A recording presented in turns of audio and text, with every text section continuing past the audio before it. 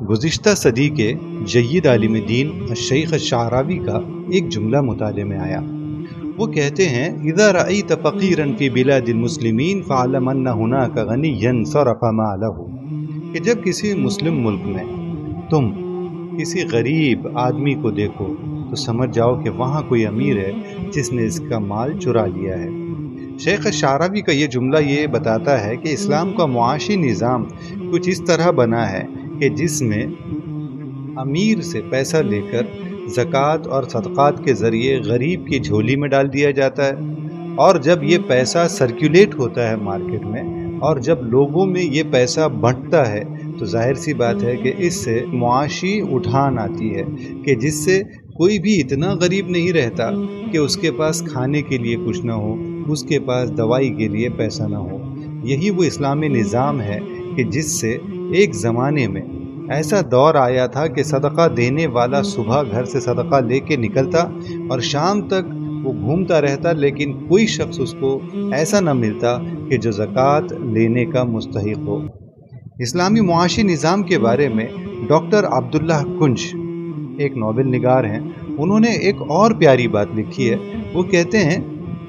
کہ اسلام کا جو صدقات اور زکوٰۃ کا نظام ہے، اس سے نہ صرف یہ کہ غریبوں کی مدد ہوتی ہے بلکہ سوسائٹی میں، انسانی معاشرے میں لا اینڈ آرڈر بھی مینٹین ہوتا ہے۔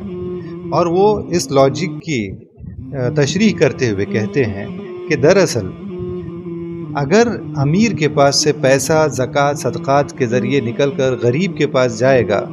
تو بہت سارے غریب ایسے ہوتے ہیں کہ جو جرم کی دنیا میں اس واسطے نہیں جاتے کہ وہ غریب ہوتے ہیں، بلکہ صورتحال اتنی تنگ ہو جاتی ہے کہ جیسے کھانے کے لیے کچھ نہ ہو اور بچہ بیمار ہو اس کی دوائی کے لیے پیسہ نہ ہو۔ تو اگر معاشرے میں